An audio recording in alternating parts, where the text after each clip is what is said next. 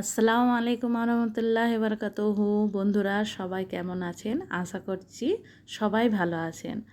দেখুন আজকে একটি নতুন রেসিপি নিয়ে হাজির হয়ে গেলাম, চিকেন টিক্কা। দেখুন এইভাবে বানিয়ে নেবেন, রেসিপিটা দেখে নিন। এখানে রয়েছে বনলেস আর দুটো লেগ পিস।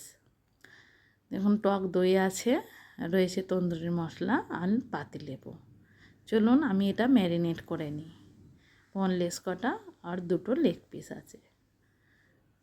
ম্যারিনেট করার জন্য সবের প্রথমে আমি পাতিলেবুর রসটা ভালো করে মাখিয়ে নিতে হবে।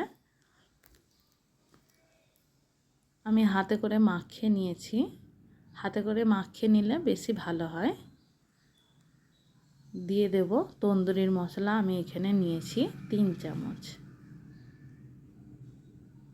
দেব হাফ চামচ নুন আর হাফ চামচ দেব আদা রসুন বাটা আর হাফ চামচ দেব লঙ্কা গুঁড়ো।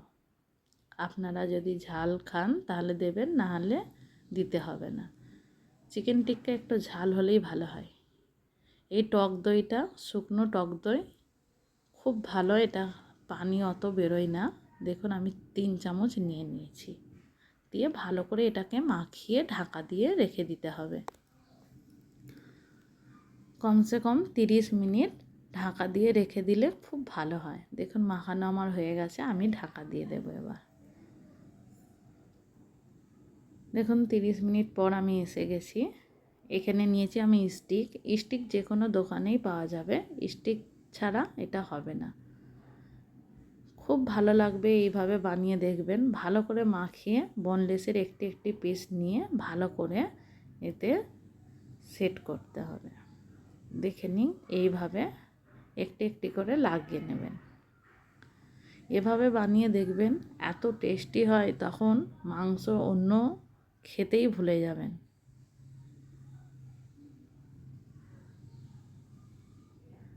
দেখুন আমার সব কটা রেডি হয়ে গেছে। আমি একটি ননস্টিকের কড়াই নিয়েছি আর অল্প সামান্য তেল দিয়েছি। দিয়ে একটা করে আমি দিয়ে দেব। যে কটা কড়াইয়ে ধরবে ওই কটাই দেবেন। বেশি দিয়ে দিলে একসাথে ভালোভাবে হবে না। দিয়ে আমি এটা ঢাকা দিয়ে দেব।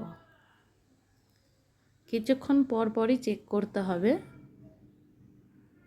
এটা যেহেতু বোনলেস আছে তো বেশি সময় লাগবে না, তাড়াতাড়ি হয়ে যাবে। দেখুন আমার একটা দিক হয়ে গেছে। আমি এবার আর একটা দিক উল্টে দেব। আর একটা দিক উল্টে দিয়েছি, এবার ঢাকা দিয়ে দেব। দেখুন কিছুক্ষণ পর আমার এটা রেডি হয়ে গেছে। আমি এবার এটা নামিয়ে নেব। দেখুন বন্ধুরা, ভিডিওটি যদি ভালো লাগে একটি লাইক, কমেন্ট আর শেয়ার করে দেবেন।